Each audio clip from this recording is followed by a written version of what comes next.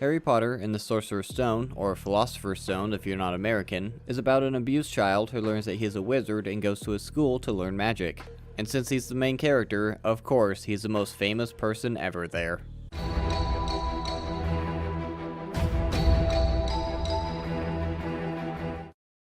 It starts on Privet Drive with an owl. Then Dumbledore takes all the lights from the street lamps because this completely wouldn't attract more attention than some old guy just walking down the street. And this cat transforms into Professor McGonagall. Then this big guy named Hagrid brings baby Harry Potter to them. And they leave him with his only family, his Uncle Vernon and Aunt Petunia, who completely won't make his life a living hell. It cuts to 10 years later, and he's living in a closet with a lock, an asshole cousin, and is forced to make breakfast for all of them. I'm pretty sure this is child abuse. What was I saying about his life not being a living hell? Anyway, it's his cousin Dudley's birthday, so they're going to the zoo. At the zoo, Harry starts talking to a snake about how much his life sucks, and the snake can understand him for something later on. Dudley sees this, shoves Harry out of the way, and leans on the glass. Then the glass disappears and the snake gets out, and then slithers away, never to be seen again. Oh look, the glass is magically back. When they get home, wait a second. There isn't going to be an investigation into what happened or where the snake went? No? Okay. When they get home, more child abuse happens. Seriously, how has Child Protective Services not been called yet? The next day, Harry picks up the mail and gets a letter, but Dudley takes it. So the next day, he gets a few more and Vernon rips them up. And several more, but Vernon burns those. So finally, whoever is sending them just decides screw it and sends hundreds of owls to deliver hundreds of letters. Because that's not going to draw attention at all. So they move to a lighthouse on an island. How did they find this place? Anyway, on Harry's birthday, Hagrid breaks in and Vernon threatens him. Dry up, Dursley, you great prune. That's not how guns work. The shell would have exploded in the barrel and at least killed Vernon. Maybe not Hagrid since he's magic. Whatever, he tells Harry he's a wizard and that he's gonna take him to a wizarding school called Hogwarts. And he will be under the finest headmaster that Hogwarts has ever seen, Albus Dumbledore. Yeah, we'll see about that. Then he traumatizes Dudley and they leave. They need to get Harry school supplies, so they go into a sketchy store where everyone knows who Harry is, which is kind of creepy. And he meets Professor Quirrell, who's the Defense Against the Dark art teacher at Hogwarts, has a stammer, and appears to be afraid to touch him. I wonder why that might be. They then go through a secret wall and into the wizarding world. Hagrid first needs to take Harry to the bank to get money. Take no safer place, not one, except perhaps Hogwarts. Yeah, we'll see about that. One of the goblins takes Hagrid and Harry to Harry's vault that is just loaded with gold. And to another vault that has some secret item that I'm completely sure isn't the entire point of this movie. After getting most of Harry's supplies, Hagrid sends this kid who didn't even know this world existed until literally yesterday alone to pick out the most important magical item that he'll need, while he goes off and does something else. After destroying the shop with a couple wands, Ollivander gives him the wand that is connected to the wand the wizard who killed his parents uses. I'm sure there's a reason for that, but more on that later. I guess Hagrid bought Harry an owl for his birthday. Did he use his own money or Harry's? Because if he used Harry's, that kind of defeats the purpose of a birthday present. Anyway, at, I think, a restaurant, Harry asks about the guy who killed his parents. And Hagrid starts to tell him the tale, but can't bring himself to say the name. Maybe she wrote it down. No, I can't spell it. Dude, it's Voldemort. It's spelled exactly how it sounds. Sound it out. Anyway, Voldemort recruited a bunch of people to do evil wizardry with him and killed anyone who opposed him, including Harry's parents. And he tried to kill Harry, but he lived for some reason that I'm completely sure isn't the entire point of this series. And that's how Harry got his scar. But no one knows where Voldemort is now. They then go to the train station to put Harry on a train to go to Hogwarts. Hang on, Harry's birthday is on July 31st, and the students don't go to Hogwarts until September 1st. What have these two been doing for a month? Whatever, Hagrid gives Harry a ticket to the train. But Hagrid, this says platform 9 3/4. There's no such thing, is there?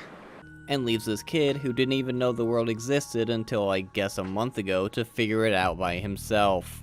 Well, it's a good thing he found these people who are just blatantly going through the wall in front of everyone, and they teach him how to run through the wall. On the train, Ron Weasley decides he's gonna sit next to Harry. Then the trolley comes by and Harry decides, screw everyone else on this train, I'm gonna buy literally everything. What a dick. Oh, and Ron has a pet rat named Scabbards, just keep that in mind for later. Then Hermione Granger sits with them and starts doing magic, because I guess that's allowed for some reason. So then, after 40 minutes, we finally get to the school, where Professor McGonagall explains the houses. They are Gryffindor, Hufflepuff, Ravenclaw, and Slytherin. And the point system that allows one house to win some kind of year-long behavior contest. Then this kid opens his mouth and immediately starts acting like a little priss. Then they all go to the main hall where Dumbledore explains that the Dark Forest is forbidden and they can't go down a certain corridor. To everyone who does not wish to die a most painful death. I thought this place was supposed to be the safest place in the world. What happened to that? Then they all get sorted into their houses. Draco Malfoy goes to Slytherin. There's not a witch or wizard who went bad who wasn't in Slytherin. Really? What about Sirius Black? He was in Gryffindor. I know there's more on that later, but no one knows that yet. But even still, Ron lied. The only reason Harry doesn't like Slytherin is because Ron lied to him. And what a surprise, all the main characters go to Gryffindor. I'm half and half. My dad's a muggle, Mom's a witch. That's cool, have fun being a background character for 10 years. Precincts then lead them to the dorms. Oh, and keep an eye on the staircases. They like to change. Why do they change? There's literally no practical reason for that. They then have this potion scenes for no reason other than to show what an asshole Snape is. Next is flying lessons, where when the professor blows the whistle they have to hover for a second and then go back down. Mr. Longbottom. He's the only one who followed directions. Why is he getting yelled at? This then makes him nervous, flies off, and gets hurt. While the professor takes him to the hospital, Malfoy finds his ball thing, flies off with it, and throws it. And this kid, who has never even touched a magical broom before, is able to fly it almost perfectly, and catches the ball. He gets caught, and as punishment, he now gets to be part of their sports team. So he breaks the rules and gets rewarded and not punished. And this isn't even the only time that this bullshit happens. Later on, they're walking on the staircase and it changes for no reason and they end up in the corridor that they're not allowed to go to, which is the only reason that the stairs ever change. They almost get caught, but luckily they get through this locked door that can be opened with a basic spell that any first-year student can learn. Good thing it's only hiding a giant dog that almost kills them. The next day, Harry learns about their dumb game called Quidditch. It really is a dumb game. I'm not even gonna explain it, just look it up.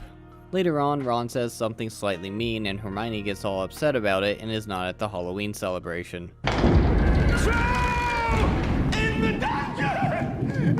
He's the Defense Against the Dark Arts teacher. Isn't it his job to take care of this? I guess not.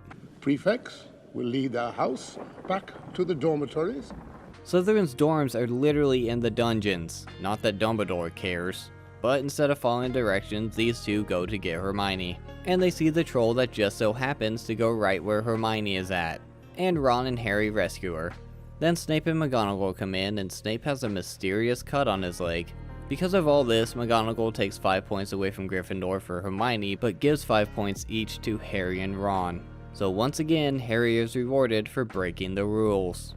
The first half of this is pretty slow. It spends a lot of time in the non-magical world and has a lot of exposition. But it is the first movie of the series, so that's expected and necessary. It does a good job of showing how terrible Harry's life is and how horrible his aunt and uncle treat him. I really don't know how they haven't been arrested for child abuse or at least neglect. Then it goes through the awkwardness of Harry trying to figure out this new world he was thrown into. Especially because the person who was supposed to be chaperoning him keeps leaving him to find places by himself. The acting has a huge gap between the quality of the adult and child actors, which is to be expected. A good example is the Dursley family, where Richard Griffiths and Fiona Shaw can fluctuate and convey the different emotions effectively as Vernon and Petunia Dursley.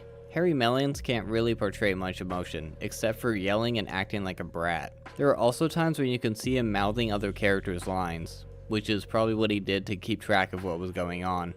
Maggie Smith is great as Professor McGonagall. She can have a stern tone to her voice, but yet you can tell that she really does care about the children. Daniel Radcliffe is good as Harry Potter, for a child actor. I'm usually not impressed with child actors, but he does a good job.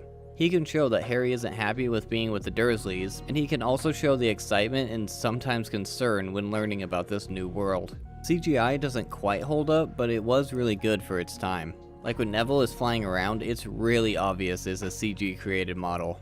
And the troll looks pretty bad now too. Practical effects like things floating still look good though. I can't believe the crap Harry gets away with, but I'm sure it won't get worse later on. Don't forget to do the YouTube stuff, and thanks for watching.